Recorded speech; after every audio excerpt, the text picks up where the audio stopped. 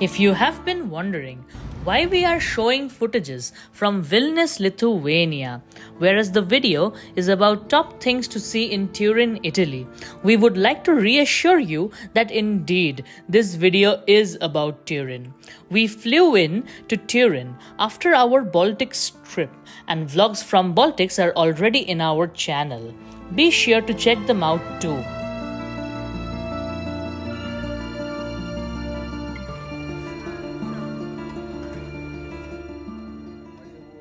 We had great food and an awesome time over there.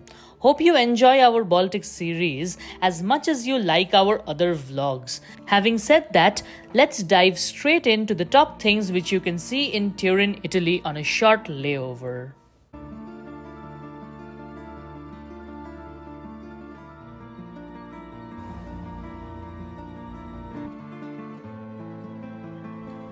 As we made our way to the city of Turin from Vilnius in a few hours after a short train ride from the airport to the main city, we were greeted with wide boulevards lined with porticos and elegant facades.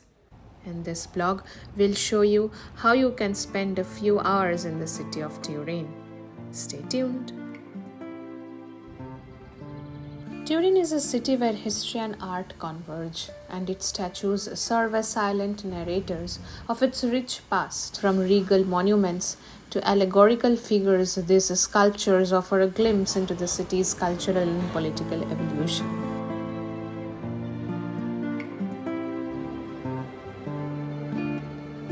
You can walk through the Corpus Christi Square, where in the Middle Ages this square was the site of a grain market, and according to the tradition, the miracle of the Blessed Sacrament occurred there on 6th June 1453. The new church took the name of Corpus Domini after 1603.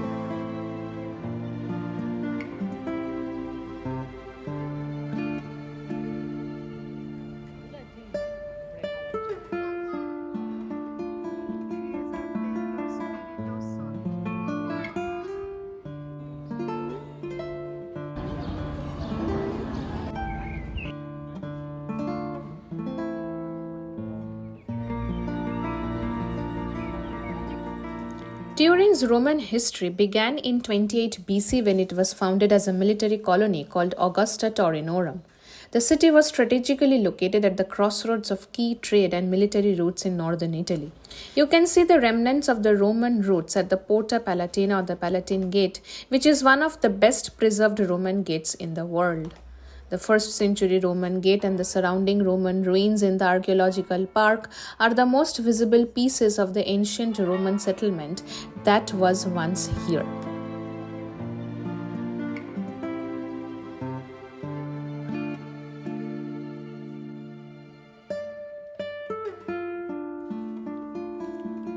Duomo di Torino, also known as the Turin Cathedral or the Cathedral of San Giovanni, in honor of Saint John the Baptist, is where the Holy Shroud of Turin is kept.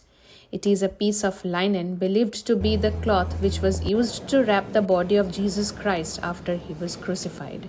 It has a faint image of a man thought to be Jesus' likeness imprinted on the cloth. For Catholics, this is considered to be one of the most religious relics of the faith. For its preservation, the real Holy Shroud is not on display, but at the back left corner of the cathedral there is a replica on display in a glass enclosed shrine for you to see and pray near.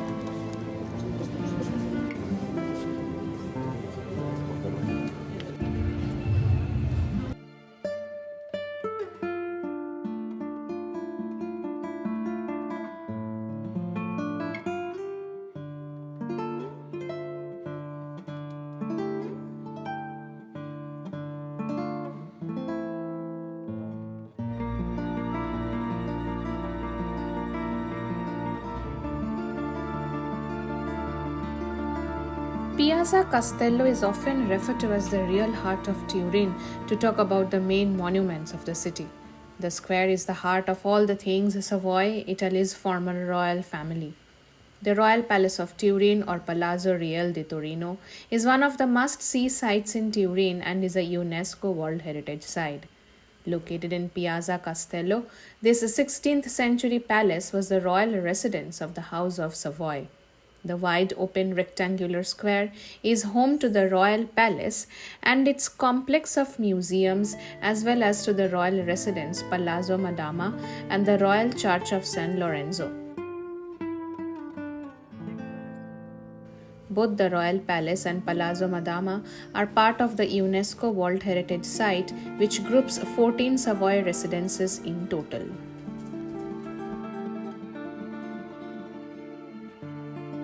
San Lorenzo Church is on the left side of Piazza Castello before the Royal Palace's wrought iron gates. This Baroque royal church was finished in the late 1600s in honor of Savoy battle victory, which took place more than 100 years prior.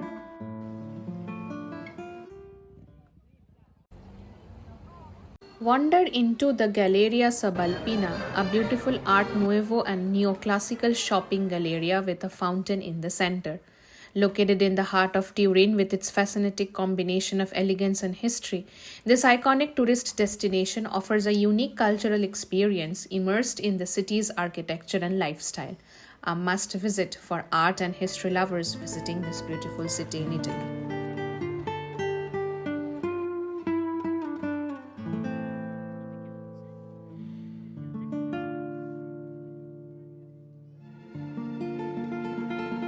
You can meander from the Piazza Carlo Alberto, one of the historic pedestrian squares in the center of Turin, and can walk past the National Museum of the History of the Unification of Italy, National Library, and admire the equestrian statue of Carlo Alberto.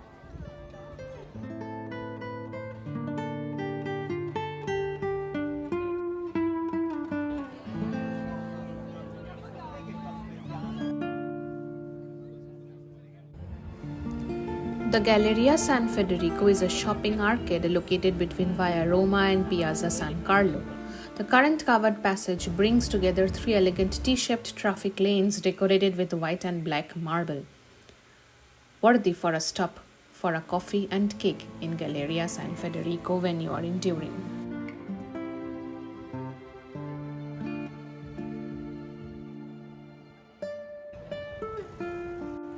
Like many other cities in the world, Turin is the one which is best experienced on foot, and as you will walk through the city, you will come across arches stretching in long rhythmic colonnades across streets, piazzas, and palaces. The arches of Turin are more than architectural features, they seem to be the connective tissue of the city, reflecting past to present, elegance to function, and shadow to light. Spanning more than 18 kilometers, these covered walkways define the city's aesthetic and civic life. Originally designed to protect the residents from sun and rain, they evolved into a key element of the city's identity.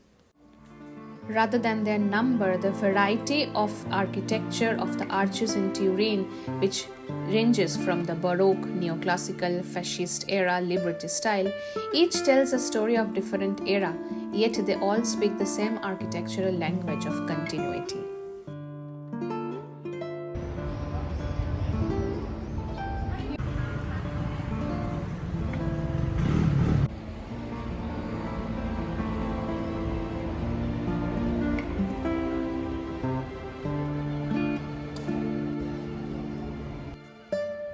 Turin's most recognizable landmark, the Mole Antonelliana, was designed in 1863 by architect Alessandro Antonelli as a synagogue.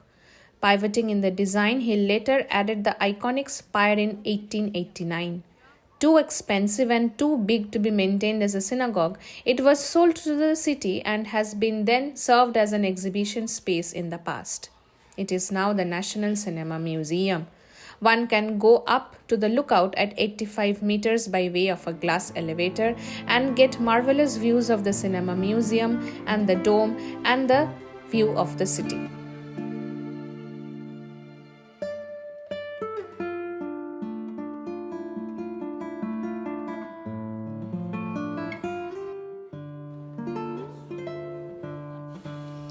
Often, when most people think of Italian architecture, their minds wander to the grandeur of Rome, the romance of Venice, or the Renaissance splendor seen in Florence.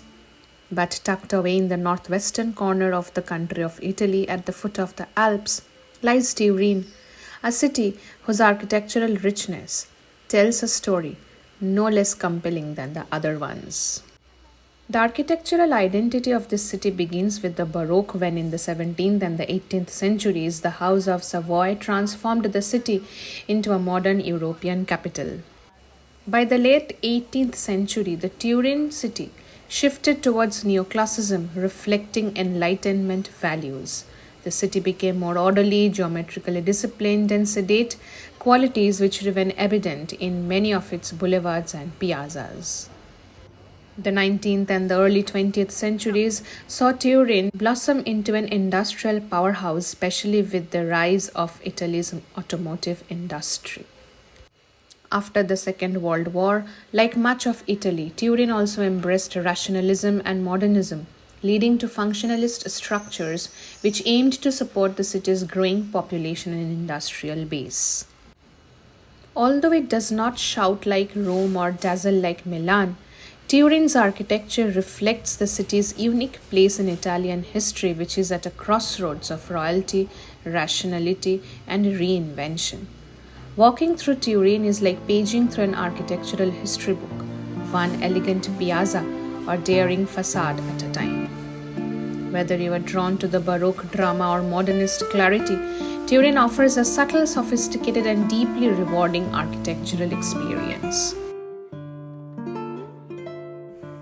And when you are in Italy, when you walk miles and miles, you crave for food, you definitely need to try the arancini balls, the pasta, the wine, whatever you can get. Nothing can go wrong when you are in Italy.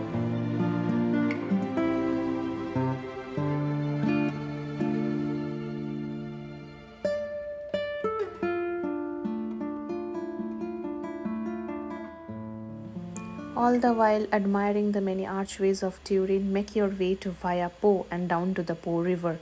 Along the way, you will walk under some of Turin's famous porticoed sidewalks and straight into Piazza Vittorio Veneto, the largest square in Turin.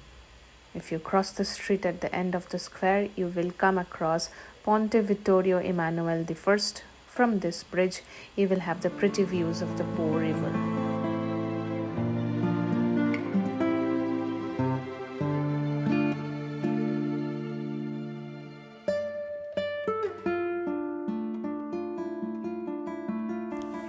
Spanning the river Po and connecting the Grand Piazza Vittorio Veneto to the Chiesa della Gran Madre di Dio, the Ponte Vittorio Emanuele I is one of Turin's most iconic landmarks. It is not only the city's oldest functioning bridge, but a powerful reminder and symbol of continuity between political eras from Napoleon to the House of Savoy. By night, the bridge is beautifully illuminated, creating a magical reflection on the Po River and offering a romantic backdrop for evening strolls.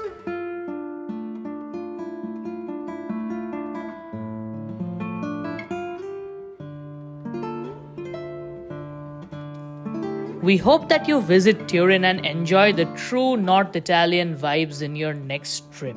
Subscribe to our channel. We publish new vlogs every week. Ciao!